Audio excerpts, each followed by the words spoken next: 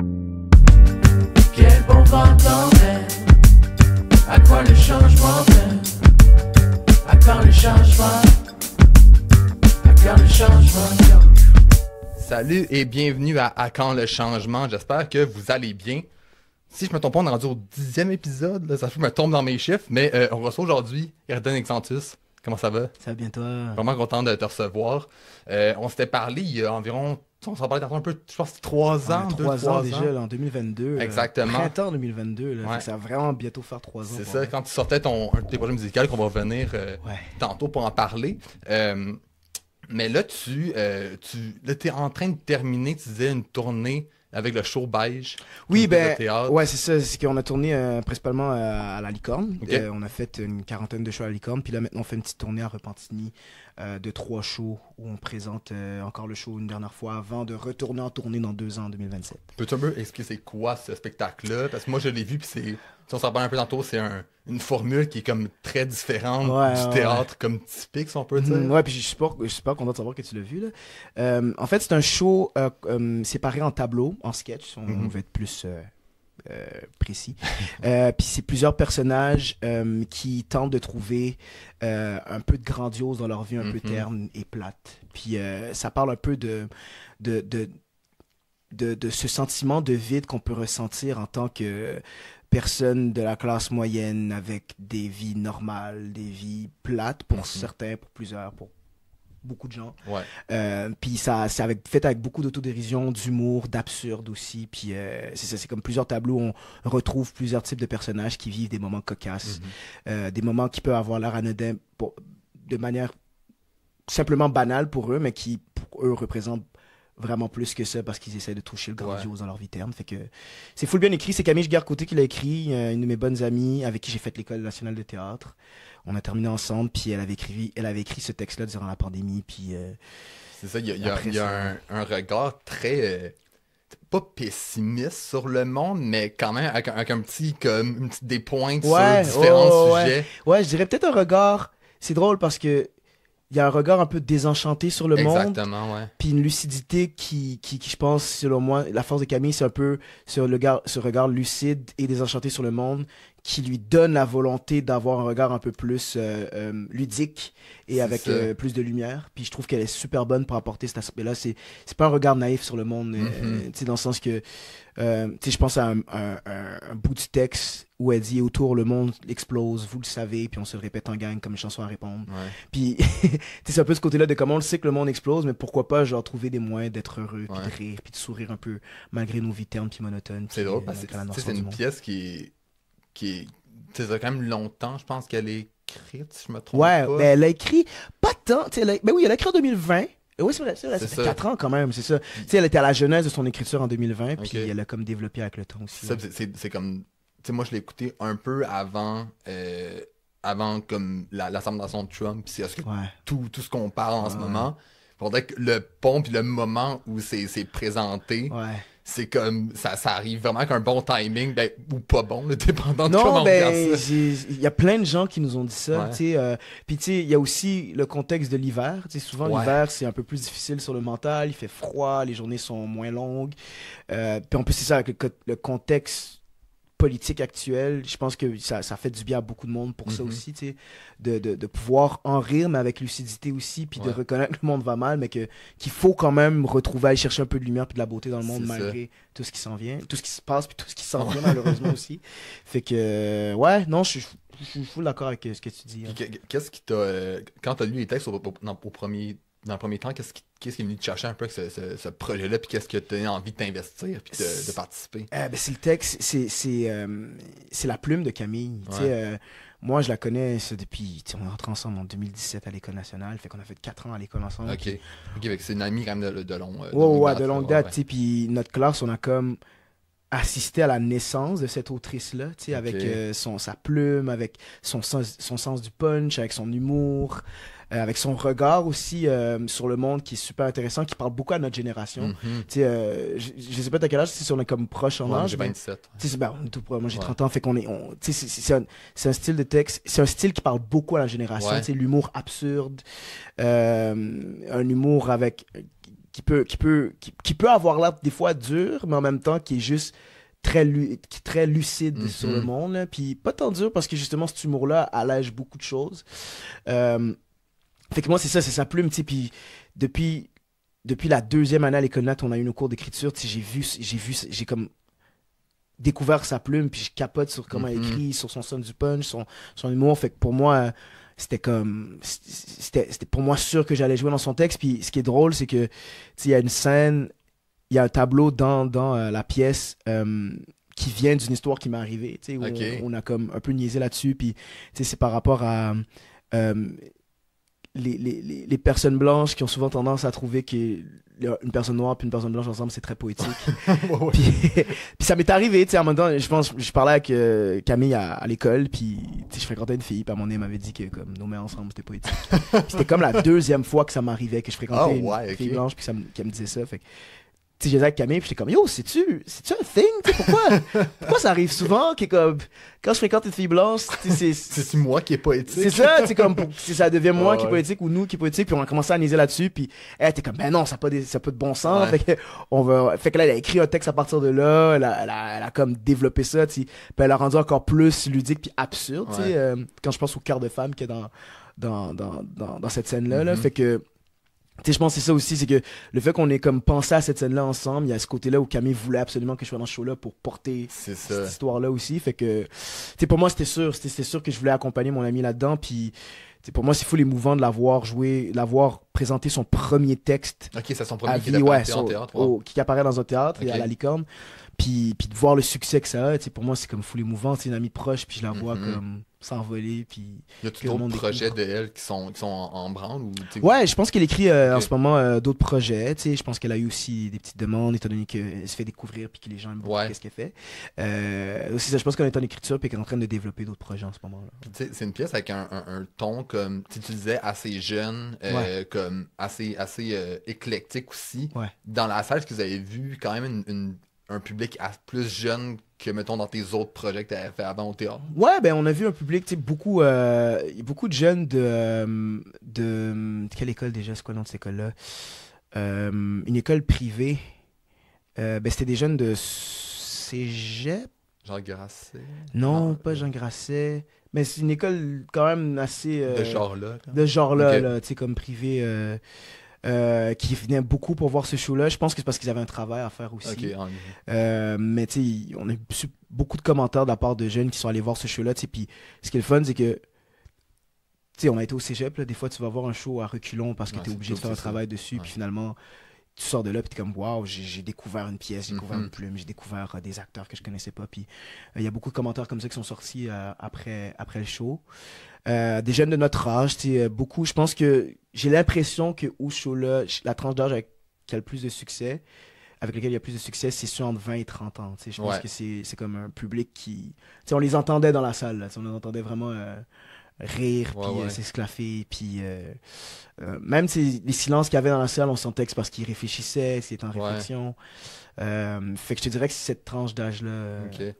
Puis trouves-tu que le théâtre, parce que en ce moment, on en parlait un peu tantôt, là, mais on est dans une grosse crise de la culture. Là. Comme c'est quelque chose qu'on parle beaucoup du financement. Puis une des questions qui revient beaucoup, c'est est-ce que les productions culturelles sont adaptées au public? Est-ce que c'est quelque chose que tu perçois par rapport au théâtre? Est-ce que le théâtre doit un peu réinventer sa manière de faire pour essayer d'aller chercher d'autres publics? Ben, c'est une bonne question, mais je pense que c'est pas le théâtre ni les créateurs qui doivent adapter leur manière d'aller chercher le public. Je pense que rendu là, c'est rendu aux décideurs d'adapter. Tout ce qui est producteur, diffuseur. Puis je pense beaucoup en télévision, en théâtre. Je pense qu'il y a une belle vague en ce moment de nouveaux directeurs de théâtre qui fait du bien. Mais après ça, pour faire des bons shows, ça prend des sous. Fait que les décideurs, ceux qui donnent les subventions, je pense qu'ils doivent avoir un peu plus cette ouverture-là d'oser aussi, puis de se donner cet argent-là à des créateurs qui resserrent leur ceinture depuis tellement longtemps. Puis il s'est rendu qu'on se fait critiquer parce que je pense à la sortie qu'il y avait eu avec le gars de la pizzeria là, qui dit qu'on est complètement déconnecté de la réalité. Je veux dire, à un moment donné, ça fait comme une dizaine d'années qu'on est en train de dire que on n'a plus d'argent, Ouais. puis on essaie de créer de l'art, puis qu'on le veuille ou non, si on veut faire quelque chose de bien, quelque chose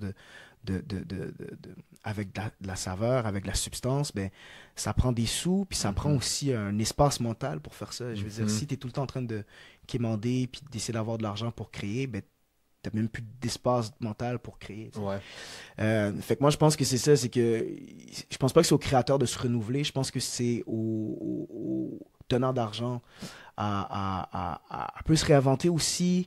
Je pense qu'il faut une diversité de créateurs aussi, tu sais, comme dans la manière de voir notre société.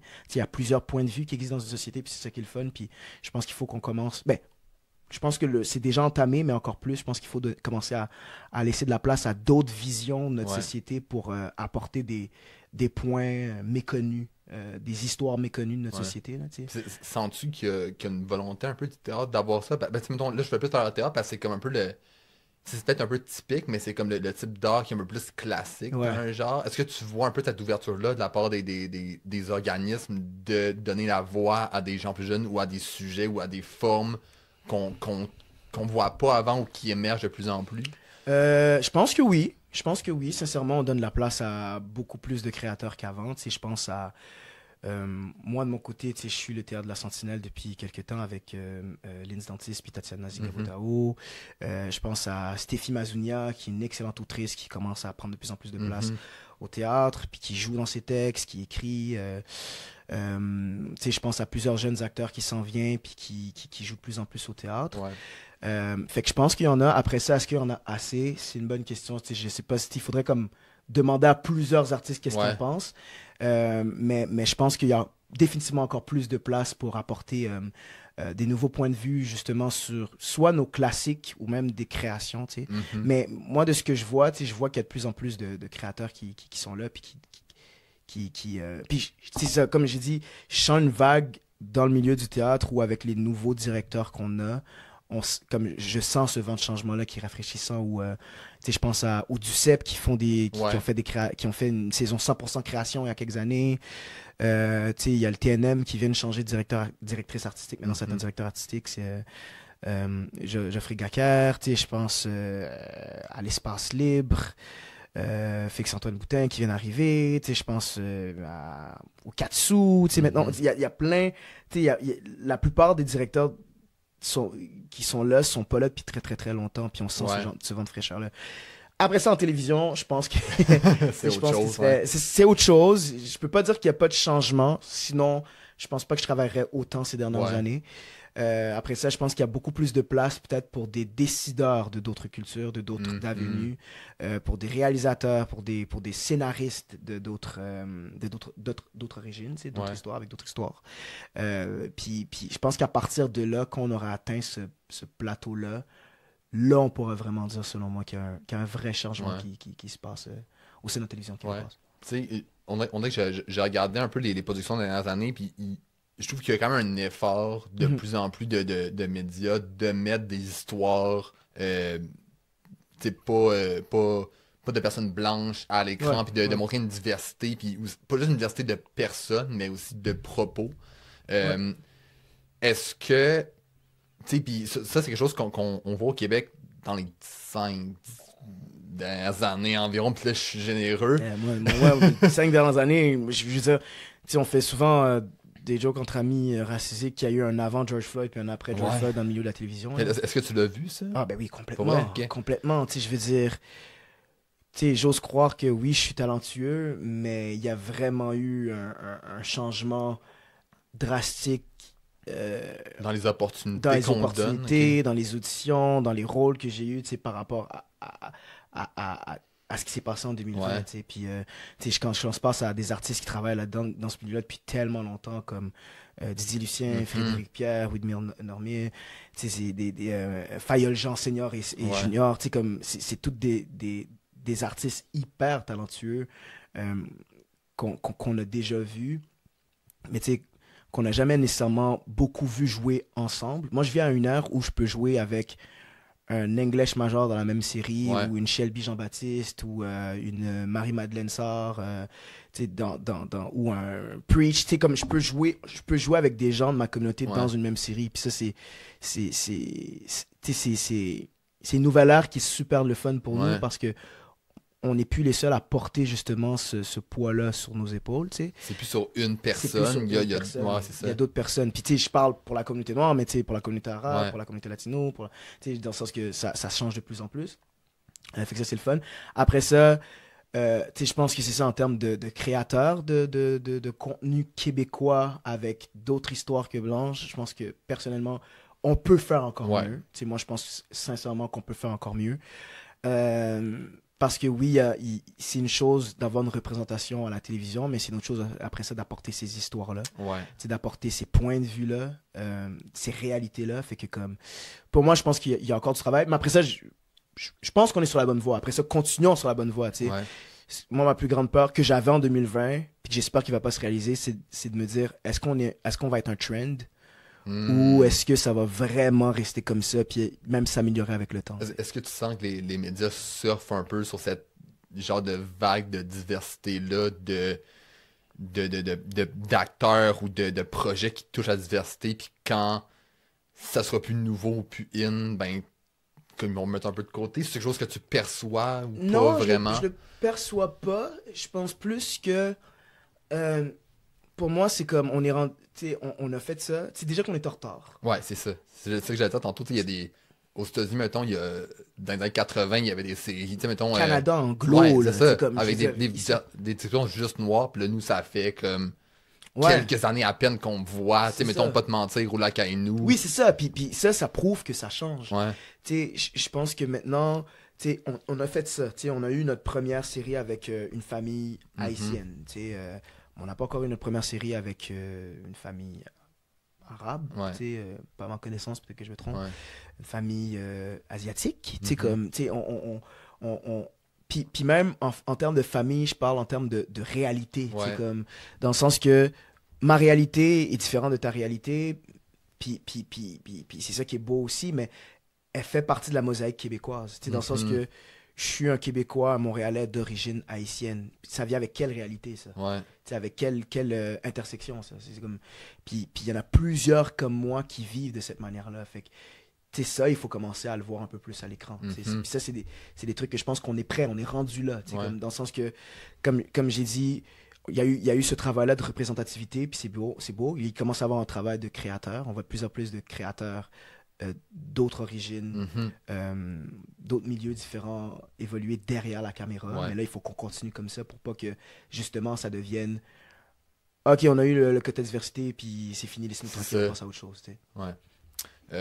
Tu joues autant à la télé qu'au théâtre. C'est quoi les grosses différences en tant qu'acteur de jouer dans ces deux comme formats-là différents?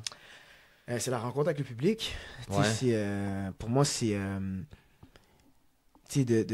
la rencontre avec le public, il y a de quoi très sportif aussi. C'est un peu comme un athlète qui s'en va jouer à chaque soir devant un public, puis tu peux avoir fait une performance minable la veille, puis le lendemain matin, tu peux te rattraper. Tu peux comprendre des choses sur scène. Chaque public est différent, chaque public a sa personnalité. Chaque public a... Les gens arrivent, ils ont eu leur journée, tu sais pas qu'est-ce qu'ils ont vécu. Moi, j'ai eu ma journée aussi de mon côté, puis ça va avoir un impact sur la soirée qu'on va avoir ensemble, cette rencontre-là avec le public. Le fait de refaire, c'est ça, chaque soir, le même texte. Mais ça vient-tu redondant des fois ou... Tout dépend si t'as du fun. Si c'est un texte qui te parle, non, je pense pas, parce que justement, chaque soir, tu découvres quelque chose, selon ton mood, selon le mood du public aussi, ça peut avoir un impact sur le show de ce soir. Après ça, c'est sûr que si t'aimes pas le show et que t'es pris là-dedans, oui, tu peux trouver ça très très long. Moi, j'ai cette chance-là, ça m'est jamais arrivé à date. Mais oui, tu peux trouver ça long, si jamais il y a des shows que t'aimes pas. La différence, c'est ça avec le cinéma ou le théâtre, ou la télévision, je veux dire, c'est que tu rencontres le public plus tard. C'est que il y a de quoi de plus intime en cinéma ou en télévision.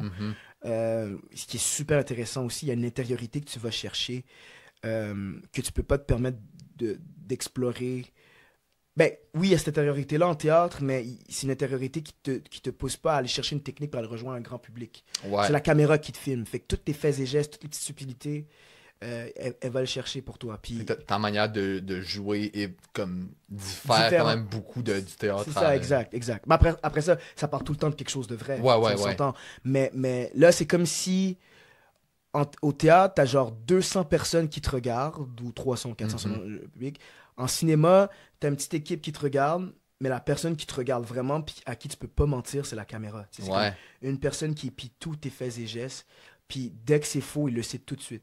Puis ça, c'est le fun aussi à explorer. Il y a une intériorité que tu vas chercher, les angles de caméra, comment jouer avec la caméra, la technique. Après ça, il y a tout le travail de montage, de réalisation qui sont hors de ton contrôle aussi, qui vont magnifier des histoires, des personnages. Puis la rencontre se fait plus tard. Des fois, la série peut sortir dans 6 mois, dans 1 an, dans 3 mois, tout dépendamment de c'est quand le deadline. T'sais. Fait que tu le sais plus tard si le public va aimer ça ou pas aimer ça. Au théâtre, tu répètes pendant 6 semaines environ, en moyenne, puis après ça, tu rencontres le public, puis tu le sais. Si ça marche, ça marche pas. Comme... Ça, c'est 2 façons que j'adore énormément. Je te dirais que je pense à la base, je suis un acteur de scène. J'aime vraiment la scène parce que ça me permet des fois de comprendre des choses qui vont me permettre d'être meilleur, je pense, en télévision ou en cinéma. Puis ça me nourrit aussi, parce que tu dois constamment te renouveler à chaque soir. Il y a l'adrénaline aussi, tu sais, ce stress-là. T'as pas 10 takes, t'as une take. Ouais, c'est ça, exact. Tu te plantes, tu te ça. de blanc. Puis il y a des soirées où ça te tente pas, où tu te sens beaucoup plus fragile, mais tu dois quand même y aller. Il y a des soirées où t'es comme, oh my god, je vais tout péter, il y a rien qui peut m'arrêter. Puis finalement, c'est une super belle soirée. Ou le contraire, tu sais, mettons, t'arrives avec une confiance, puis finalement, tu te décomposes, puis tu dois comme ramer tout le long du show. Puis, ou des fois, t'arrives avec une grande fragilité, puis finalement ça te sert, puis c'est l'une des plus belles soirées que t'as jamais eues. Fait que c'est ça, c'est deux façons de jouer, là, c'est comme deux, comment je pourrais dire ça, lentilles, de vision, mettons, sur le jeu, que j'adore, puis qui ont pour moi qui vont chercher des trucs chez moi qui me permettent de devenir un meilleur artiste. Ouais. Tu disais tantôt que...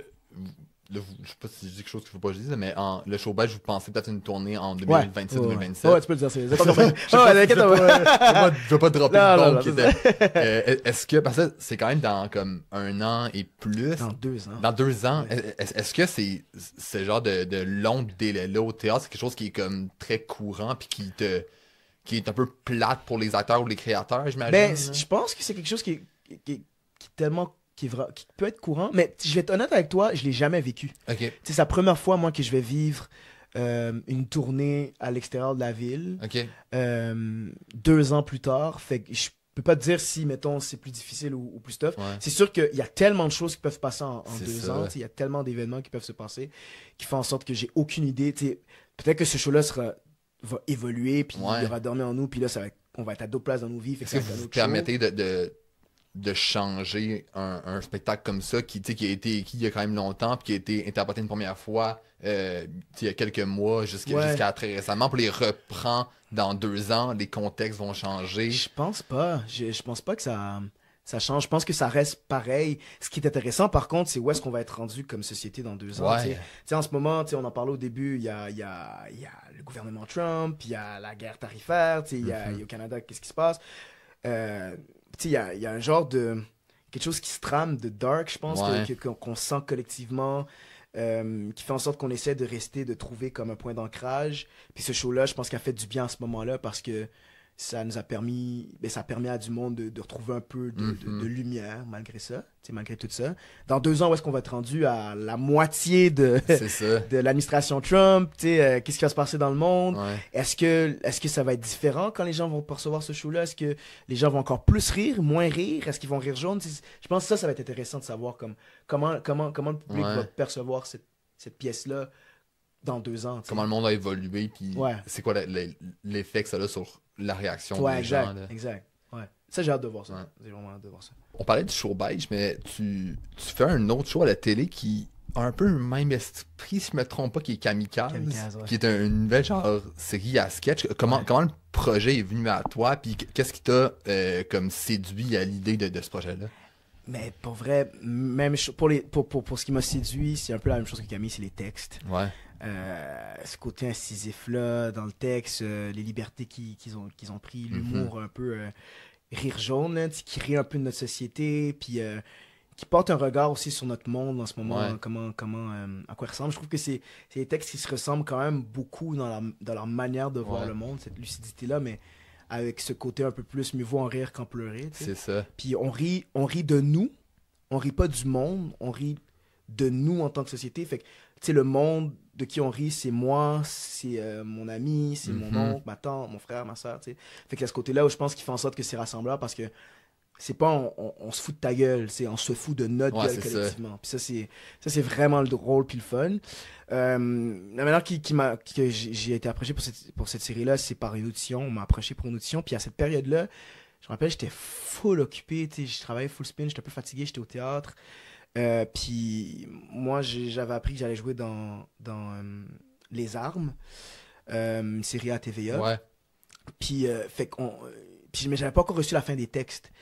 Puis il tournait un peu à la même période que moi j'étais censé, que je jouais dans Les Armes, fait qu'on se demandait si ça se pouvait, je me demandais vraiment si ça se pouvait, puis je me demandais, j'y allais pas envie de dire que j'y allais à reculons, mais presque, parce que j'étais plus comme, mettons que j'y vais, puis que ça marche pas, qu'est-ce qu'on fait? Puis là, mon agente était comme, lis les textes, puis après ça, tu vas voir on verra qu'est-ce qu'on fait, puis là, je lis les textes, puis je suis comme, oh my god, c'est trop drôle, c'est trop bon, je peux pas faire les auditions, au pire je vais faire les auditions puis on verra. Puis finalement, je vais faire les auditions, je me rappelle mon texte était un peu fragile, j'avais comme peur de pas avoir assez pratiqué parce que j'étais full occupé, puis ça se passe super bien. Je pense qu'il y a eu aussi un abandon à l'audition parce que étant donné que je savais que je pouvais pas miser sur quelque chose de très très très solide, j'allais juste miser sur mon instinct puis sur mon écoute puis sur le texte aussi puis sur l'humour réel du texte. Puis ça, je pense qu'une des forces de Kamikaze, c'est que t'as pas besoin de faire grand chose. Oui, on crée des petits personnages quoi que ce soit, mais tout est dans le texte. Tout est déjà drôle, t'as pas besoin de trop en faire. C'est un groupe de scénaristes dont les noms m'échappent, je vais pas m'embarquer là-dedans parce que c'est sûr j'en ai oublié, mais c'est un groupe c'est plusieurs personnes c'est plusieurs personnes qui travaillent ensemble sur les textes. Fait que c'est une belle équipe, ils arrivent avec des concepts, des idées, puis je pense qu'après ça, ils vont chez eux, ils écrivent, puis ils se relancent, ils brainstorment ensemble pour faire des bons sketchs, puis ça paraît qu'ils ont eu le temps de bien écrire, ça paraît qu'ils ont bien eu le temps de travailler sur le texte, que ça soit vraiment bien fait, puis il y a de quoi aussi de presque, c'est presque un métronome, genre, même au niveau du montage, on sait que ça peut aller vite. Chaque mot est important dans Kamikaze, on n'a pas vraiment de place pour changer les textes. Il y a des comédies où des fois on te laisse la place pour changer du texte. Kamikaze, pas vraiment. C'est comme tu dis le texte parce que le texte est déjà bon. Fait que essaie pas de faire quelque chose qui sera déjà moins bon. Après ça, c'est sûr qu'on a de la place des fois pour improviser à la fin, faire autre chose, mais la force, c'est le texte. La force de ce show-là, c'est le texte. Fait qu'on avait quand même l'espace pour se rallier derrière le texte, puis après ça, rajouter un peu de chair autour de l'os. Ouais. Tu participes à la soirée Mammouth depuis... c'est combien de temps que tu fais ça environ? Ça fait 3 ans. Okay. Ça fait 3 ans, ouais. C'est comme un peu pour expliquer dans les grandes lignes, c'est quoi Mammouth? Mammouth? Je pense que ça a évolué quand même. Ouais, mais c'est comme devenu un genre de bye-bye jeunesse. Où, c'est un show qui est comme créé pour les jeunes, puis en grande partie par les jeunes. On parle aux jeunes, on va les retrouver dans les écoles, dans leur quartier, dans leur milieu de vie pour leur demander c'est quoi les trucs qui les ont marqués cette année. Fait que c'est comme une revue de l'année. Ils nous parlent de qu'est-ce qui les ont marqués, qu'est-ce qui les ont indignés, qu'est-ce qui les ont fait rire, qu'est-ce qu'ils ont fait du bien, les sujets qui les touchent. Puis ils nous parlent aussi de personnalités qui les ont inspirés. Fait que il y a des prix qui sont remis. Il y a des prix qui sont remis à des personnalités qu'on dit qui ont des personnalités mammouths et qui ont inspiré les jeunes grâce à une action qu'ils ont posée, à quelque chose qu'ils ont dit, à quelque chose qu'ils ont fait. Puis nous, on célèbre ça à travers cette soirée-là. Fait que c'est une émission d'1h30 où on parle des sujets qui ont touché les jeunes. On l'aborde, on fait des sketchs à partir de ces sujets-là qui les ont parlé. Puis en même temps, on en profite pour aller... remettre des prix à des personnalités mammouths, à des personnalités que les jeunes ont trouvé inspirantes. Fait que, c'est vraiment une émission que j'adore faire parce que on est comme le porte-voix des jeunes, en fait. Ouais. Donc, tout ce qu'on fait, c'est aller dans les écoles, dans le milieu des jeunes pour savoir qu'est-ce qui leur parle, qu'est-ce qui les font réagir, qu'est-ce qui leur font du bien, qu'est-ce qui les inspire, mais qu'est-ce qui les indigne aussi. Puis après ça, nous, de notre côté, ben, on remet, mettons, à cette émission-là, on parle de ces sujets-là, justement, qui ont parlé aux jeunes. Ouais. Puis on leur donne la parole dans l'émission aussi, ils font des prises de parole. Puis... OK. Y a-tu c'est comme, mettons, les enjeux ou les sujets qui touchent les jeunes, puis y a-tu des sujets qui ont été abordés ou apportés par des jeunes que tu t'attendais pas, ce qui touche une génération comme ça? Ben, je te dirais pas que c'est des sujets qui m'ont surpris chez les jeunes, parce que tu sais, j'ai grandi avec un frère où on avait 13 ans de différence, fait que j'avais un ado chez nous. Ouais, t'avais un œil sur ce qui se passait. Puis souvent, tu sais, je pense qu'on sous-estime à quel point ces jeunes-là sont allumés, puis qui se posent des questions, justement, qui ont un lien avec notre société. Quand je pense à... les jeunes sont de plus en plus politisés en ce moment, puis avec raison, avec tout ce qui se passe aux États-Unis. Ils n'ont peut-être pas le choix non plus. C'est ça, ils n'ont peut-être pas le choix. Fait que, je pense que ça, a priori, peut-être que, avec les préjugés qu'on peut avoir, on se dit, ben, les jeunes ne s'informent pas au niveau politique, mais au contraire, ils s'informent énormément au niveau politique, puis c'est des enjeux, justement, qui vont les chercher, qui les rendent anxieux, qui les indignent aussi, qui les indignent beaucoup. L'environnement, ça revient souvent, beaucoup. C'est sûr que ça revient beaucoup. Ça, c'est les deux sujets qui me viennent en tête, vite, dont je pense. Ok, je pense à la masculinité toxique, des enjeux qui touchent beaucoup les femmes, la communauté LGBTQ. En tout cas, les jeunes ici, ils sont très inclusifs. Je pense qu'ils essaient vraiment de faire en sorte que... je pense qu'ils pensent à un avenir meilleur pour notre société, puis ils essaient de voir comment on peut faire en sorte que les personnes marginalisées puissent vivre avec nous aussi. Puis, ça, c'est ça. Fait que je te dirais que c'est pas des enjeux... Ça me surprend pas qu'ils pensent comme ça, surtout depuis 3 ans où je les vois, on va à leur rencontre. Moi, je me rappelle qu'on était allé à la Maison d'Haïti pour aller poser des questions aux jeunes, pour savoir qu'est-ce qui les touchait, c'est quoi les questions qui se posaient. Puis, c'est des sujets qu'a priori, tu peux avoir l'air surpris, mais pas tant, parce que justement, les jeunes font partie de la société aussi. C'est pas parce qu'ils n'ont pas le droit de vote qu'ils n'ont pas encore... ça les touche. Ça les touche pas. Ils votent pas maintenant, mais ils votent dans quelques années. C'est ça, exact. C'est comme les enjeux vont soit persister, peut-être se régler, mais sûrement plus s'empirer. Fait ils n'ont pas le choix de rester comme alerte par rapport à ce qui se passe. Puis je te dirais qu'un des enjeux qui... un enjeu, un sentiment qui les touche énormément, c'est le sentiment d'impuissance.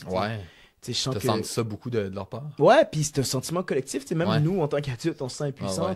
Fait que tu parles à des jeunes, ils n'ont pas encore le droit de vote. Fait que même en termes de... souvent, tu peux sentir qu'ils sont démunis par rapport à qu'est-ce qu'ils peuvent faire pour changer les choses. Puis ils font des actions concrètes aussi quand même pour changer les choses. Puis c'est ça que je trouve inspirant chez eux. Mais oui, tu sens ce sentiment-là chez eux d'impuissance, de qu'est-ce qu'on peut faire justement quand on a un président à l'autre bout au sud qui nous dit que on va mettre des taxes parce que on n'est plus des alliés avec eux, mais on est rendu leur ennemi. Qu'est-ce qu'on peut faire quand le changement climatique, on en parle depuis plusieurs années, puis il n'y a pas grand-chose qui change. Qu'est-ce qu'on peut faire justement dans ces moments-là où on recule de 10 ans par rapport aux droits pour les communautés marginalisées. Fait que les femmes. C'est ça. Fait que c'est un sentiment collectif. Fait que forcément, ils se retrouvent aussi chez les jeunes. C'est ça. Puis eux qui voient que présentement, ils ont pas, même pas le mini-pouvoir qui est un vote. Là. Ça va être difficile pour eux de voir ça. On entend beaucoup que les gens ne s'intéressent pas à la culture québécoise. Est-ce que c'est quelque chose que t'as remarqué, soit un intérêt ou pas un intérêt du tout par rapport à ça?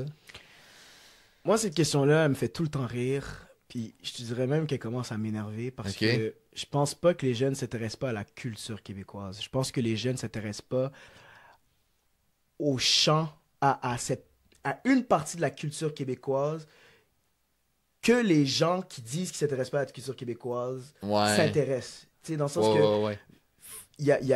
on le voit, il y a une cassure entre les jeunes puis les plus vieux par rapport à des personnalités québécoises. Puis je pense que ça, c'est dû au fait que les réseaux sociaux, les TikTok de ce monde, les plateformes de streaming font en sorte que les jeunes vont chercher leur divertissement ailleurs. Mais si tu regardes sur les réseaux sociaux, là, je veux dire, il y a les Chloé Debois de ce monde sont suivis par plein de jeunes.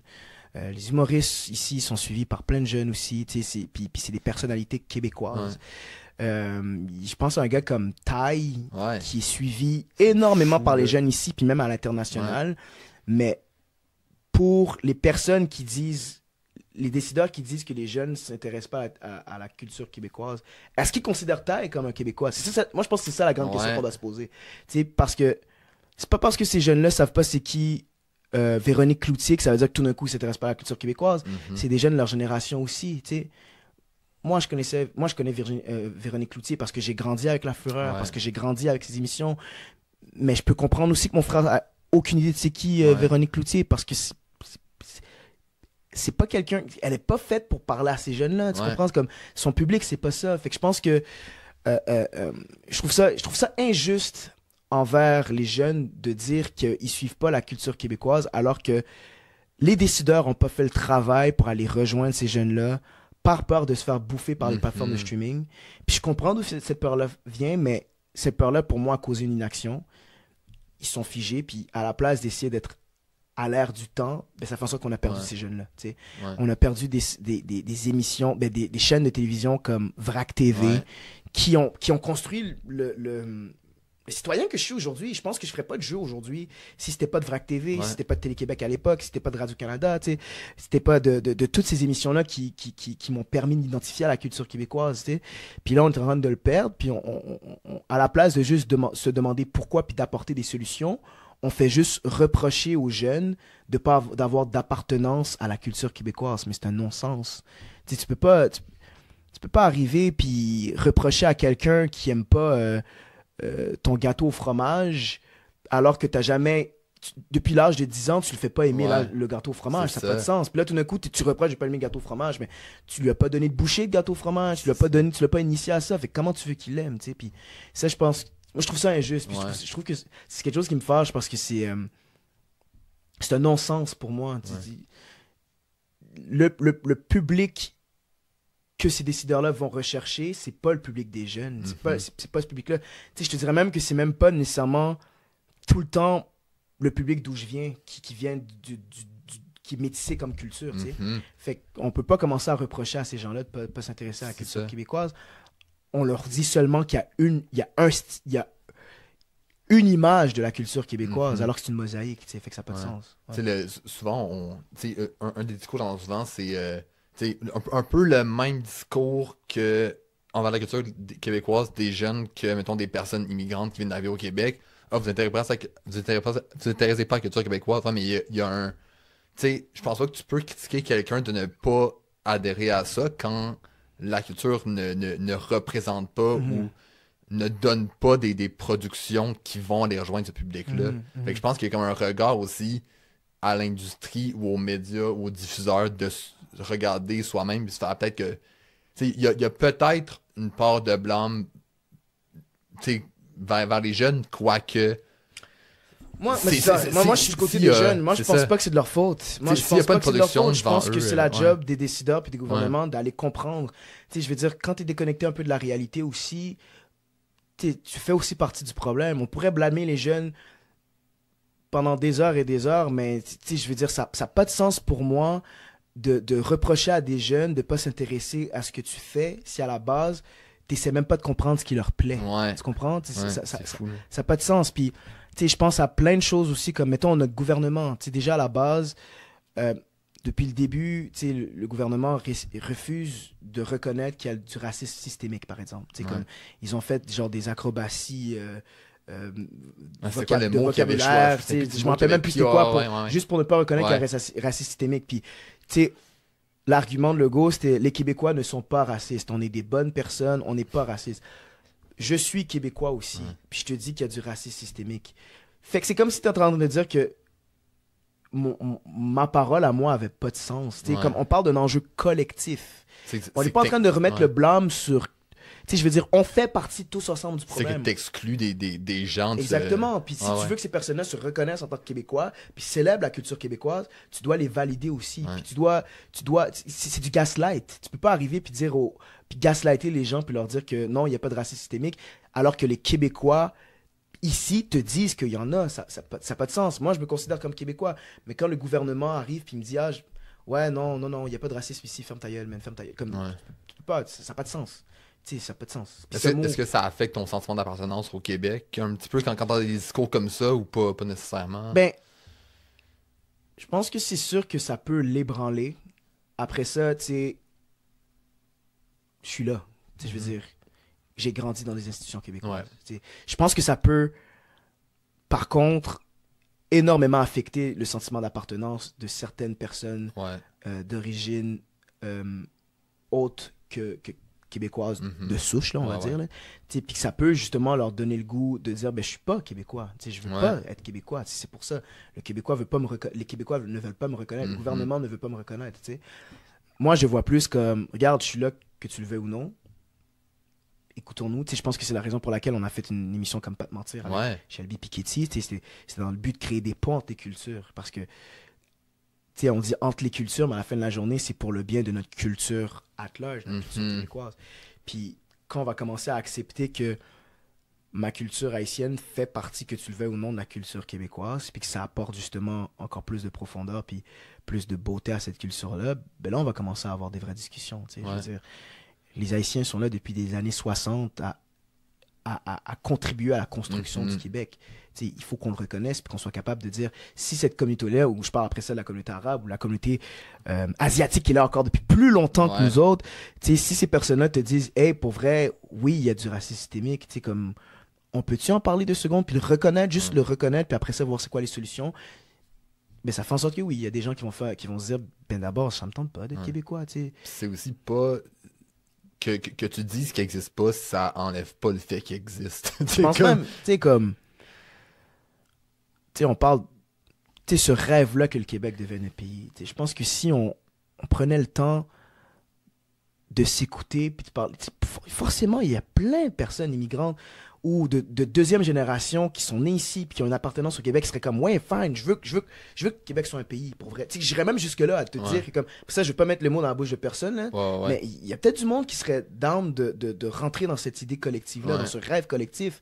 Mais il faut que tu me rentres dedans, tu peux pas j'ai entendu un discours, je ne sais plus quelle personne disait ça, mais c'est une personne racisée québécoise qui disait que la Charte des valeurs en 2012, ça a fait changer son rapport par rapport au Québec. Les années 95, il y a eu le vote technique, le fameux vote technique. On avait mis la faute sur le vote technique. Puis Jacques Parizeau, un homme d'exception, un grand intellectuel, mais ça, oui, ça crée... Forcément, ça crée... Brisures, des brisures. Une petite peine d'amour, de se dire, waouh, ok, ben, on va vraiment mettre la faute sur moi, là, alors que comme... Moi, je fais partie de la société, je me pose des questions aussi, je sais sincèrement pas si c'est une bonne idée.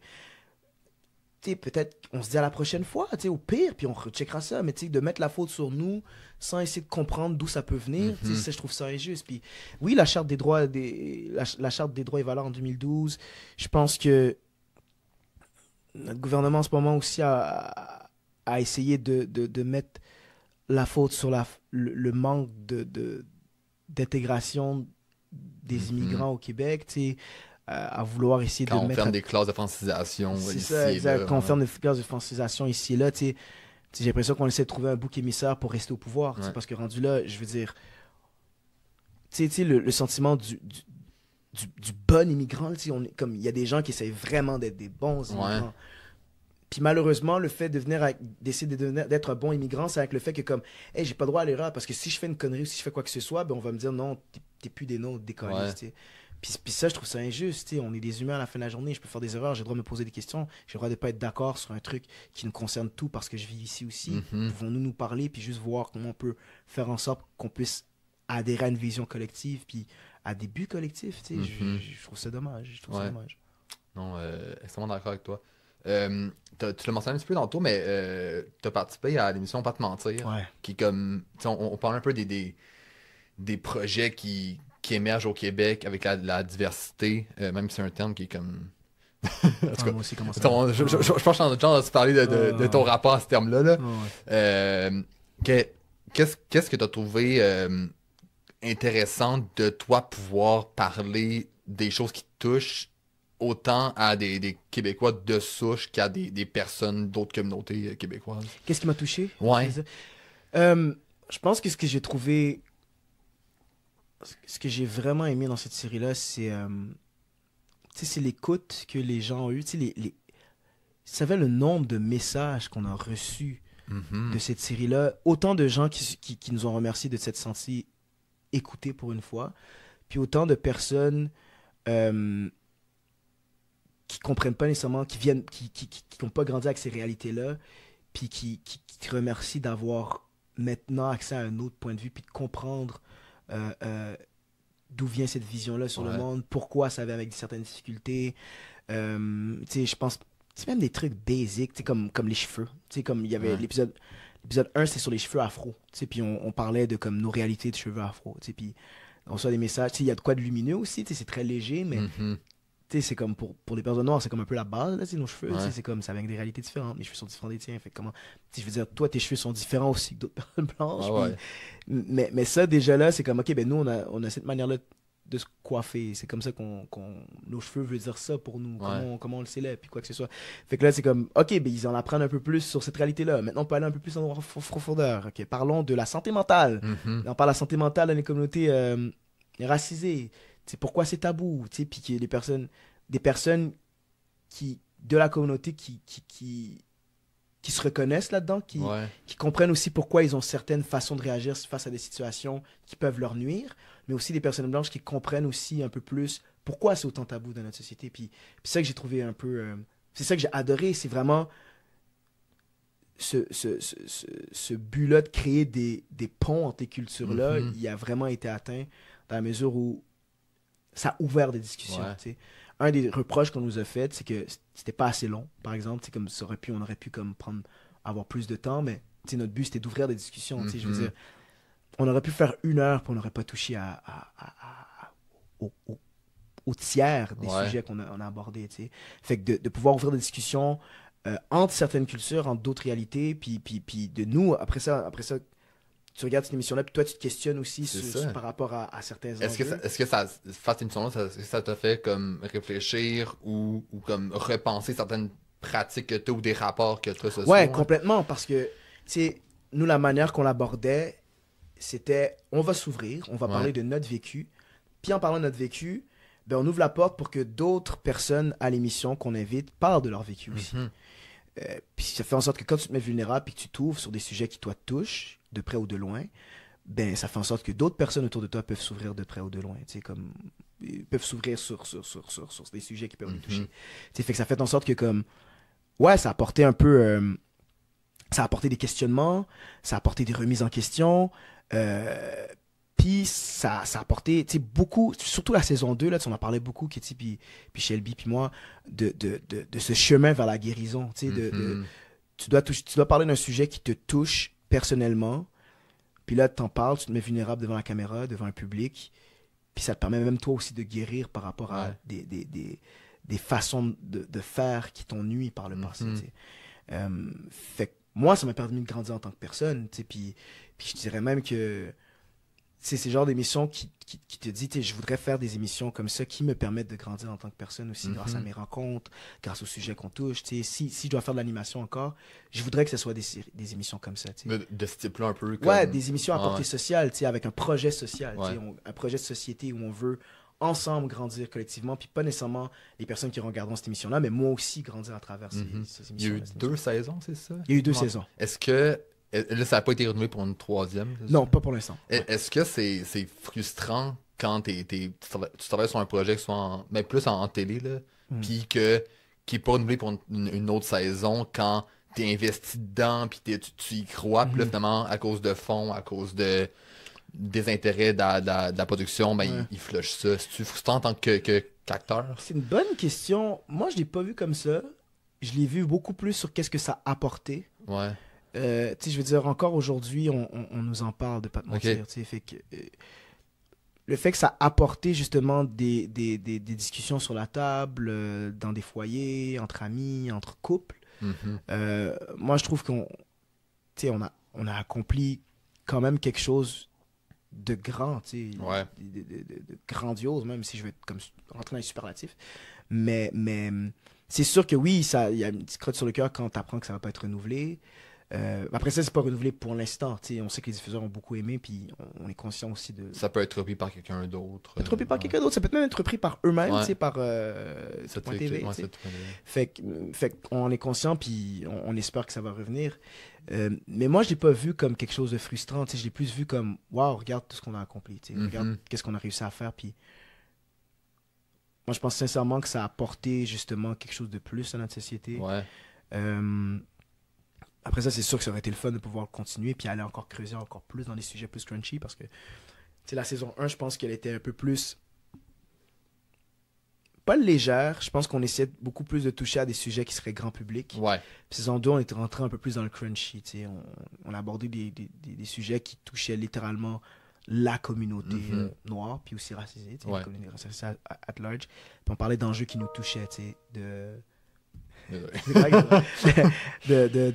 d'enjeux, de tabous qui peuvent exister au sein même de la communauté. La saison 1, c'était plus dans le but d'informer les autres cultures, les autres communautés sur nos réalités. Fait que je pense saison 3, saison 4, saison 5, vous pouvez creuser. Ah ouais, on a de la place en masse là, pour faire d'autres sujets. Mais après ça, ce serait le fun que les décideurs soient dans de réembarquer avec nous. Puis qu'on trouve l'argent nécessaire pour que ça aboutisse. J'étais curieux d'aborder Guy Boss, ça va être en guerre. Qui est comme ton premier projet. Puis, en faisant de la recherche un peu pour le podcast, j'ai découvert que c'était comme ton premier projet. Tu n'étais même pas sorti de l'école quand tu as fait ça, genre? J'étais même pas encore rentré à l'école. C'est arrivé mais t'étais au cégep. Ouais, c'est ça, j'étais au cégep. C'est ça. Je suis rentré à l'école nationale après ça, genre, je pense. On a tenu ça en 2014, je suis rentré en 2007, comme 3 ans plus tard. Ok. Puis c'était premier projet à vie, là. C'était comme en sortant du cégep, gros casting sauvage pour ce film-là qu'ils font. Puis c'est un ami que j'ai rencontré au cégep puis qui avait accès au casting sauvage qui m'avait envoyé le breakdown. Puis là, je fais 3 auditions, je pense, 1 audition puis 2 callbacks. Puis après ça, je décroche le rôle pour le prochain film de Philippe Falardeau avec Patrick Huard, Suzanne Clément, Paul Doucet. Ça doit être fou de commencer ta carrière avec un film vraiment d'un réalisateur qui est quand même assez reconnu, puis avec des acteurs aussi qui ont une grosse carrière à ce moment-là.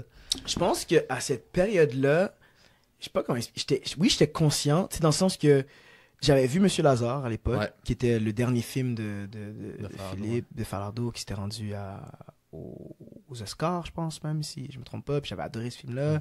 Je connaissais Patrick, of course. Patrick Huard, je veux dire, Taxi 22, grand humoriste, je veux dire, comme, me fait rire.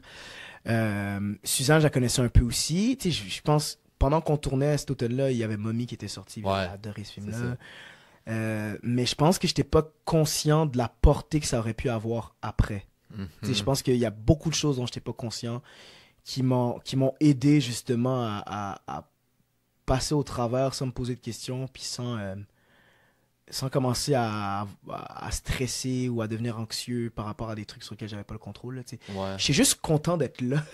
C'est comme je tournais puis je me rappelle, il y avait une scène où il y avait je pense, notre première journée de tournage, notre première semaine de tournage, on joue, mettons, sur la rue, les rues sont bloquées, il y a une grosse grue, puis il y a plein de figurants qui jouent des manifestants, puis moi je regarde ça, puis je suis comme, waouh, c'est tellement nice. Je suis vraiment un spectateur, puis mon personnage, c'est un peu un grand naïf idéaliste, au grand sourire, très très allumé, intelligent. Puis ça, j'avais pas besoin de le jouer, j'étais juste très content d'être là. Il regardait le décor. Ouais, j'étais juste comme, wow, c'est malade, c'est incroyable. Fait que, je pense c'est ça. Puis, j'étais tellement bien entouré. Je pense à tous les gens sur le plateau.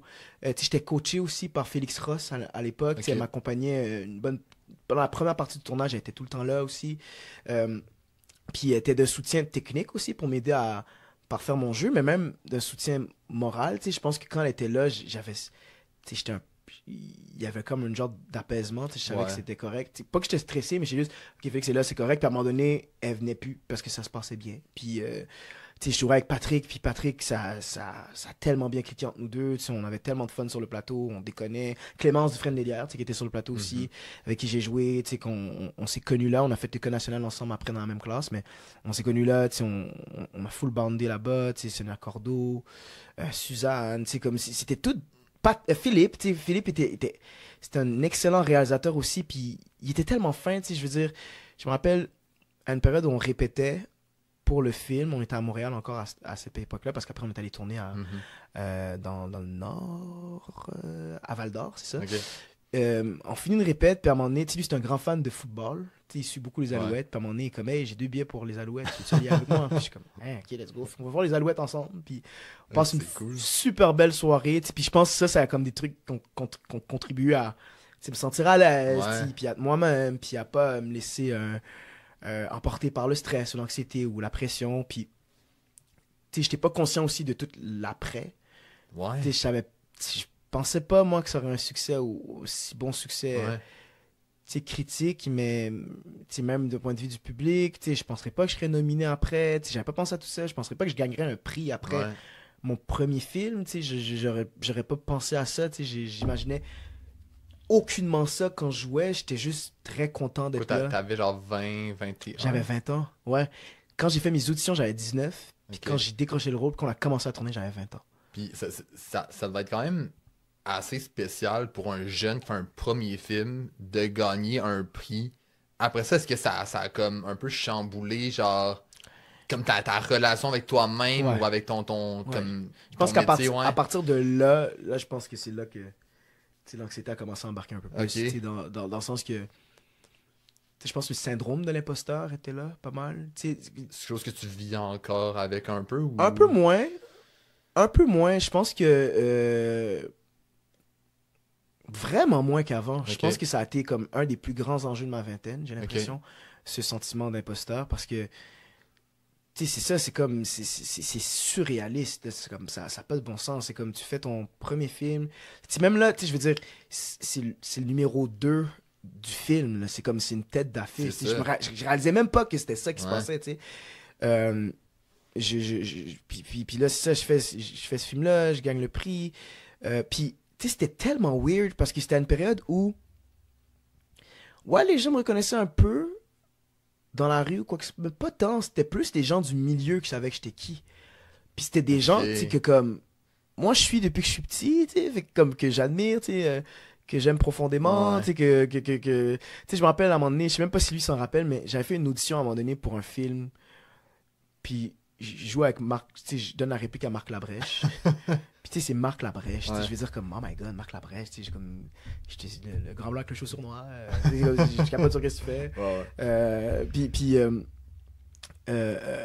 J'arrive à l'audition, puis là je commence à chanter Irden, je suis comme ah oui Irden, tu peux en chanter, t'étais excellent dans Guy Borsman en guerre, puis je suis comme merci. Puis là je suis comme tabarnak. Ça devait être étrange de t'es habitué à voir des personnes, à les connaître, mais eux te connaissent pas. Puis là, finalement, tu te rends compte qu'eux, ils savent t'es qui. Ouais, c'est ça. Fait que c'était weird, tu sais. À un moment donné, je me rappelle au Gala Québec Cinéma, je devais présenter un prix, puis là, je passe, puis là, Guy Jodoin qui passe à côté de moi. Je pense même pas qu'il savait j'étais qui, il m'a juste souri, puis m'a dit allô, puis j'étais comme, oh my god, Guy Jodoin, mon idole de jeunesse. C'était comme. Fait que moi, je devais dealer un peu avec ce côté-là où je voulais rester moi-même, mais c'était quand même fou comme période, c'était comme, je suis entouré de personnes que.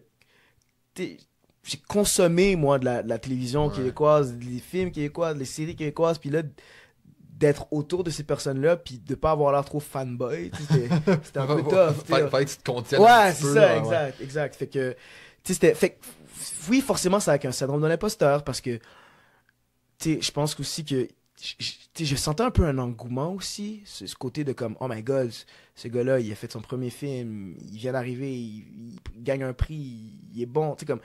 des gens autour de moi, je sentais qu'ils avaient vraiment de l'estime pour moi, puis qu'ils croyaient vraiment en moi, puis je trouvais que ça faisait vraiment chaud au cœur, mais je pense que moi, il y avait ce côté-là où je sentais que j'avais encore des choses à apprendre, que j'avais une formation à aller chercher peut-être. Puis je pense que j'avais aussi la peur de d'être la saveur du mois, d'être Ok. là, puis comme... C'est quelque chose que t'as encore peur ou que Moins c'est un qu'avant. peu. Beaucoup moins qu'avant, parce que je pense que là, maintenant, tu sais, je pense que même j'avais même la misère à dire que j'étais un artiste, qu'à dire que je faisais, que ce que je faisais, c'était être comédien ou que je faisais de la musique. Comme j'avais de la misère à accepter mon regard artistique. Puis je pense que l'école m'a beaucoup donné le droit d'être moi, puis d'être ça. Puis j'ai eu des belles années à l'école. J'ai été à... je sais que faire une école de théâtre, ça peut être difficile pour certaines personnes. Ouais. Moi, ça a été incroyable. J'étais entouré de profs, puis d'un directeur, de gens qui me disaient on aime ce que t'es. On aime la vision que t'apportes. On aime ta vision sur le monde. On aime ton talent. On aime ce que tu fais. Continue comme ça, puis n'aie pas peur d'aller plus loin que ça. Genre, comme moi, les trucs qu'on me disait à l'école d'améliorer, c'était comme hey, va à l'encontre de ça, permets-toi d'être un peu plus irrévérencieux, genre, arrête d'être bon élève. Moi, c'est ce genre de truc-là que j'avais comme t'avais pas de décevoir un peu, ou de pas faire assez. Ouais, mais c'est ça. Moi, c'était comme plus comme prends ta place, man. On aime ça quand tu prends ta place, on adore ça. Fait que, j'ai eu de la... Fait que, moi, mon travail à l'école, c'était de parfaire ma technique, mais c'était de prendre ma place, puis de pas avoir peur d'être moi, puis de pas avoir peur de dire ce que je pense, puis de faire ce que je veux, puis d'apporter ma vision artistique sur le monde, puis je pense que c'est à partir de là aussi que j'ai comme renoué avec la musique, je me suis redonné le droit aussi d'en faire, puis c'est à partir de là aussi que j'ai créé mon EP que j'ai sorti en sortant de l'école, fait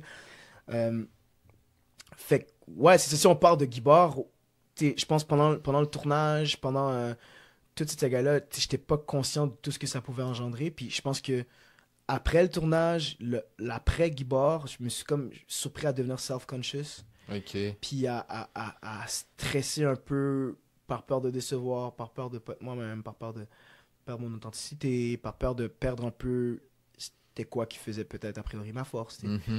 Fait que j'ai comme voulu rentrer à une école pour me donner une formation. C'est avec ce sentiment-là un peu d'insécurité que t'es allé à l'école. C'est-tu comme pas la principale raison, mais... Non, je pense que la principale raison, c'était me prouver que j'étais à la bonne place. Okay. C'est un peu ironique parce que j'ai l'impression que toute ma vie, ça a été ça. Comme la vie m'a tout le temps rappelé que j'étais à la bonne place quand je faisais de l'art, quand je faisais ce métier-là.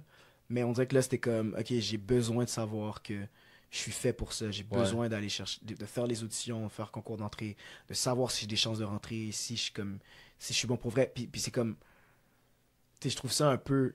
avec du recul, t'es pas obligé de faire une école de théâtre pour être bon. Ça n'a pas rapport. C'est pas obligé parce que tu fais une école que ça veut dire que t'es un grand acteur ou quoi que ce soit. Mais on dirait que pour moi, cette période-là, c'était ça. C'était comme, je voulais me prouver à moi-même. C'était une approbation de quelqu'un d'autre que t'étais bon. Ben, une approbation de moi-même avant tout. C'était comme m'approuver moi-même. Je pense que j'avais vraiment besoin de m'approuver à cette période-là. Puis de briser un peu ce sentiment-là d'imposteur, d'être rentré par la porte de derrière. Puis, tu sais... Didier Lucien, qui est un ami aujourd'hui, mentor, puis encore une fois, un artiste que j'admirais quand j'étais jeune. Il m'a beaucoup suivi aussi. Il a été la personne qui m'a coaché pour entrer dans les écoles de théâtre. Il me coachait aussi dans le temps avant de rentrer, quand j'avais des auditions. C'est lui la première personne qui m'avait coaché pour mon audition pour Guy Bard en guerre. OK. Fait qu'il est là depuis le début. Ouais, c'est ça, exact. Puis je lui en parlais à l'époque. Je lui disais que je parlais de l'idée de rentrer dans une école de théâtre. Puis c'est lui qui m'a convaincu de faire. C'était comme, fais-le. Avec cette formation, tu vas te respecter, puis on va te respecter aussi. Fait que c'est à partir de là que j'ai fait, OK, je me lance, je fais les auditions, puis il m'a aidé, puis je suis entré à l'école après. Très cool. Il y a beaucoup d'acteurs au Québec, là, mais beaucoup dans d'autres pays aussi, mais qui ont eu un gros moment à la télévision pendant un laps de temps, 2 à 3 ans, des fois plus long, puis qui ont été là partout. Puis après ça, qu'on les a plus vus. Toi, en ce moment, t'es dans plein de projets au théâtre, à la télé, au cinéma. Est-ce que t'as peur un jour que ces contrats-là viennent plus aussi facilement puis de te perdre un peu dans ça? Of course, oui.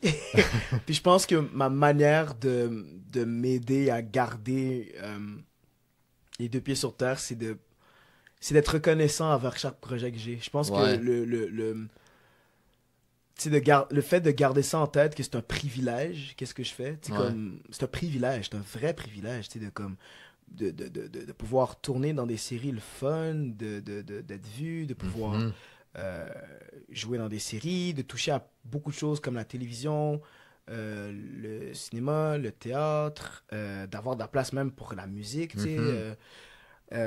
c'est un réel privilège. Puis je pense que j'essaie beaucoup de ne pas prendre ça pour acquis, pour que si un jour ça se termine, que je ne sois pas en train de regretter de ne pas avoir fait ce que j'ai fait.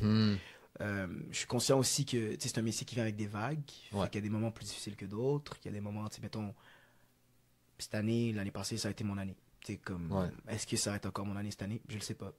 Mais je pense que j'ai eu du fun. Comme j'ai vraiment savouré chaque moment. Même si à un moment donné, des fois, c'était vraiment intense comme année.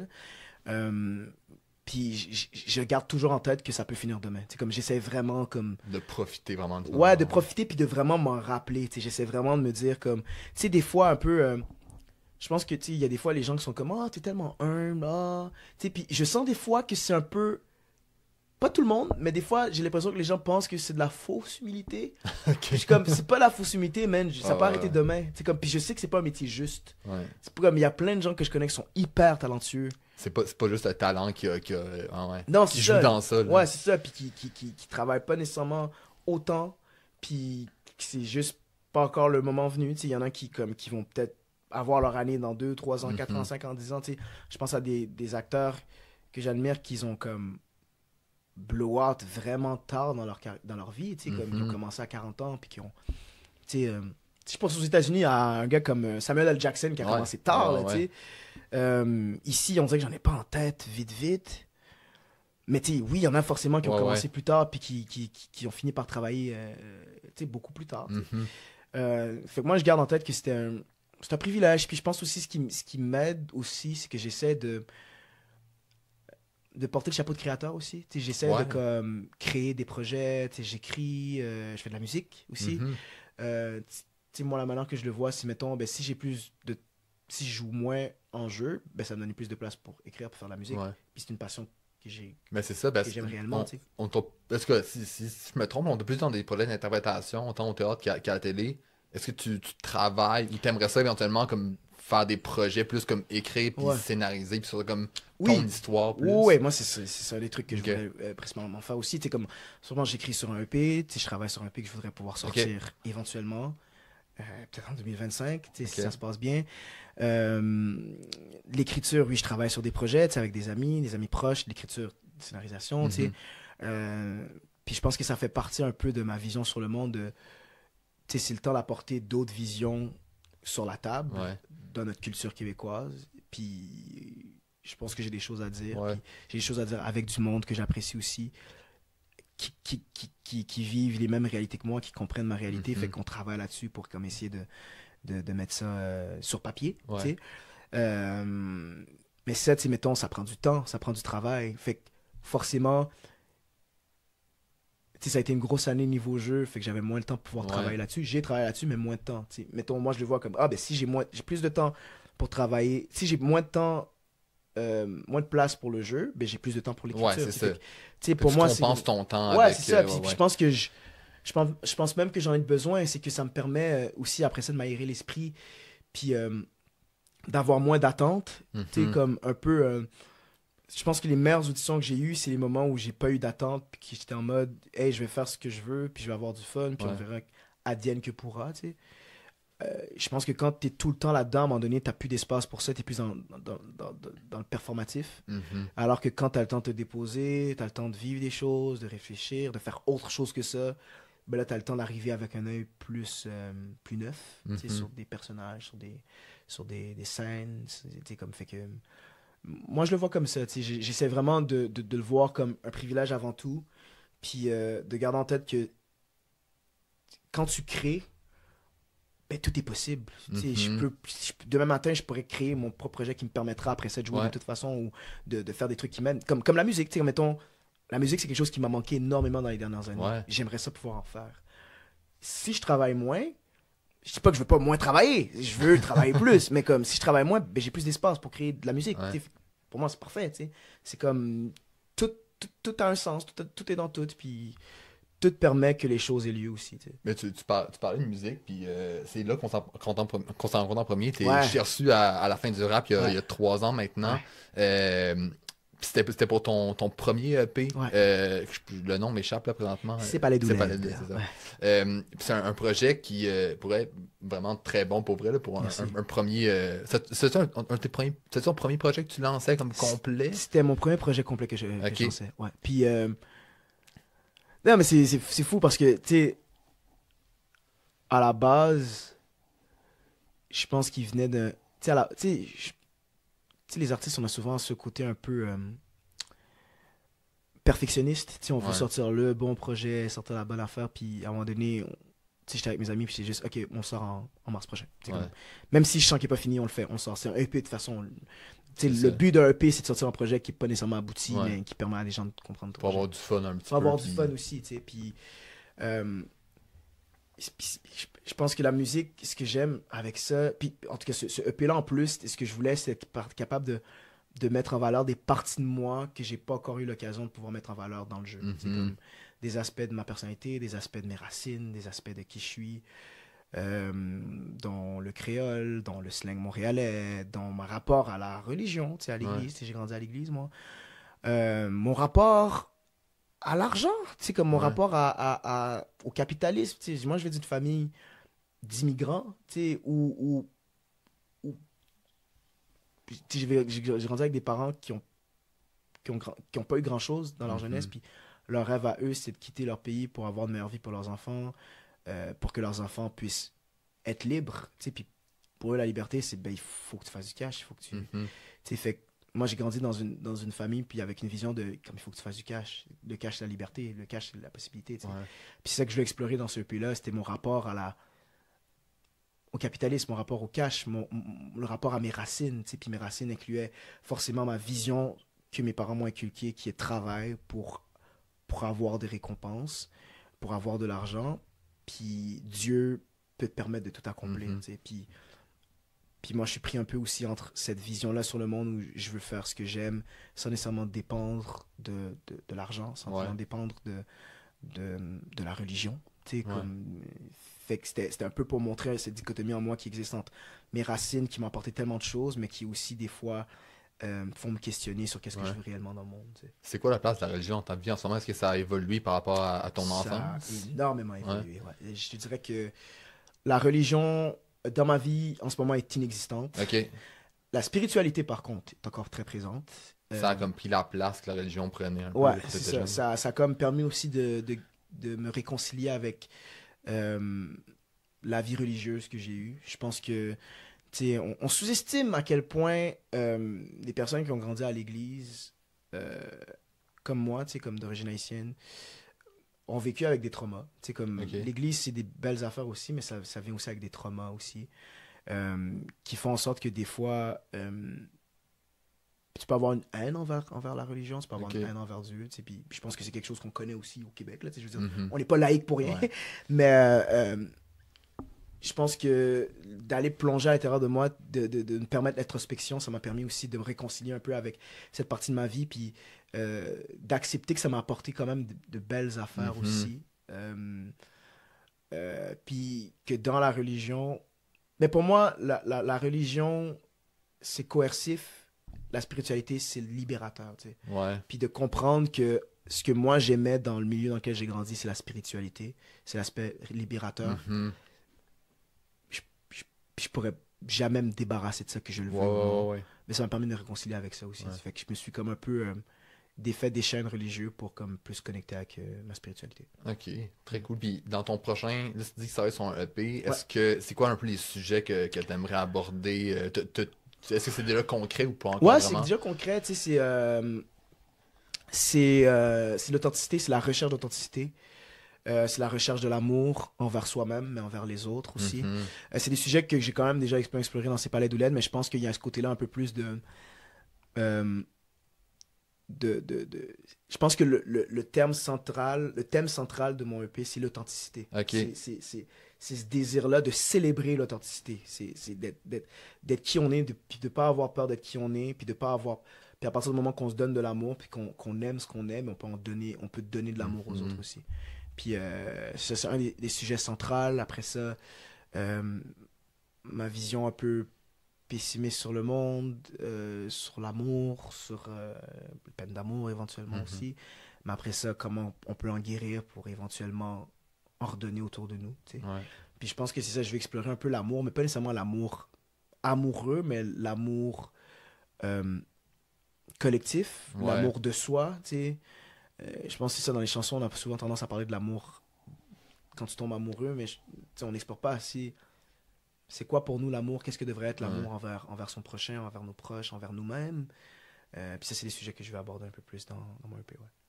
On arrive bientôt à la fin du podcast et c'est le temps pour ouvrir ce petit bol. Je t'explique un peu le concept. Okay. Le podcast s'appelle Account Changement.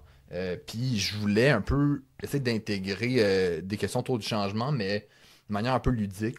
Fait que je te présente le bol du changement. Le bol du changement, exactement. Ça, okay. Dans ça, il y a des questions que j'ai écrites par rapport au changement en général, d'autres un peu plus comme orientées vers comme ta vie d'acteur, ta carrière d'acteur. Puis il y a aussi des questions sur le changement que d'autres invités que j'ai eu précédemment ont écrit. Okay. Fait que je t'invite à en piger quelques-unes, puis on verra où ça va, puis voilà. Ok, parfait. Fait que je te laisse y aller. Ok. un petit brassage. Là. Tant qu'à. Quoi répondre à quelqu'un qui a peur du changement? Marc-Antoine, Génération Oui. Je dois utiliser le nom? Bon, okay. Mais c'est dit maintenant. Merci Marc-Antoine. Allô Marc-Antoine. Quoi répondre à quelqu'un qui a peur du changement? C'est une très bonne question. Je pense que c'est normal d'avoir peur du changement. Parce qu'on sait pas. Du changement en général? Oui, je pense que ce serait un mensonge de dire que j'ai pas peur du changement. Parce que le changement, forcément, c'est dire peut-être bye au confort. C'est dire bye au confort. En fait. Quand on parle de changement, on parle de quelque chose qui change dans ta vie. Puis si ta vie est confortable, si tu aimes ça, quand même que tu veux changer quelque chose qui te convient pas, quand tu es dans tes souliers puis que c'est des trucs auxquels tu es habitué, ça peut être difficile de pouvoir le changer. Moi, je dirais que les personnes qui ont peur du changement, juste pour être sûr de dire... Quelqu'un qui a peur du changement, c'est... je pense qu'on a souvent tendance à avoir peur du changement parce qu'on ne sait pas ce qui s'en vient. Mais c'est ce qui est le fun aussi dans le changement, c'est que on a souvent tendance à minimiser les belles choses qui peuvent arriver dans le changement. L'humain fonctionne beaucoup comme ça, là. Tu es toujours en mode « Ah, mais si ça arrive, si ça arrive, si ça arrive, puis c'est un désastre. » Mais mettons que si ça arrive, puis c'est extraordinaire, qu'est-ce qui se passe, tu sais? Puis pour ça prend du courage, du changement. C'est pas vrai que c'est juste facile, ça prend énormément de courage, puis ça prend beaucoup de bienveillance envers soi-même, y aller un pas à la fois.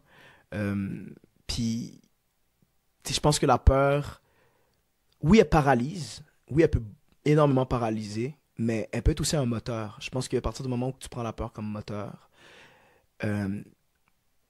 chaque petit pas que tu fais vers l'avant, pour toi, peut être une célébration. Je pense que c'est ça qui est magnifique là-dedans, c'est que ça fait en sorte que les moments, justement, où tu n'as pas osé faire quelque chose, tu peux être indulgent envers toi-même parce que justement on est conscient que la peur paralyse, mais les moments où tu réussis à faire un petit pas peut te donner la force pour continuer à faire d'autres pas, puis ça te permet justement de célébrer ton courage parce que ça prend énormément de courage de vouloir changer les choses. Excellente réponse. Tu peux en piger une autre si le cœur t'a dit. Ouais. Je vais dire tous les noms, comme ça je vais le faire. C'est ça. Ils n'ont pas tous des noms. Là. C'est seulement... Il y en a quelques-uns des invités qui sont passés, mais... C'est quoi Génération Oui? C'est un podcast indépendantiste. J'ai reçu à mon podcast précédent. Oui, ok. De quel changement es-tu le plus fier dans ta vie? J'ai une autre de... David, Génération Oui. Nos salutations à David. Nos salutations à David. De quel changement es-tu le plus fier dans ta vie? C'est une très bonne question, mais je pense qu'il y en a plusieurs. Puis on parle de changement, on parle pas de décision. Parce que des décisions apportent des changements. Tu peux le voir un peu comme tu veux, mais une décision, ça peut être un... Comme tu peux prendre la décision de faire un changement dans ta vie. Ouais. Aussi.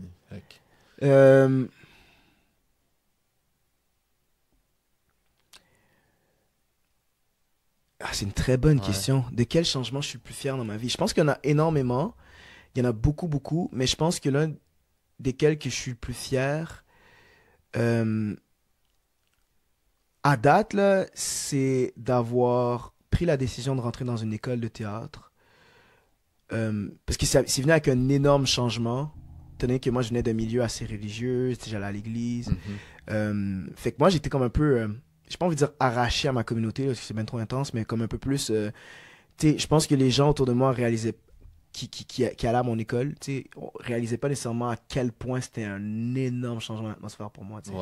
De passer à un milieu où on est littéralement en majorité. Comme je grandis à l'église, moi, dans une église majoritairement haïtienne, à un milieu où j'étais en minorité, où mon point de vue, ma façon de faire était quand même différent assez des autres. Est-ce que tu étais confronté à tes différences à ce moment-là? Totalement. Ouais. Puis, pour le meilleur et pour le pire, dans le sens que comme je pense que j'étais confronté un peu à moi aussi, mes manières de fonctionner que je devais changer, mais confronté aussi à la façon des fois des gens de voir des choses où j'étais comme wow, ok, à quel point t'étais pas entouré de personnes racisées.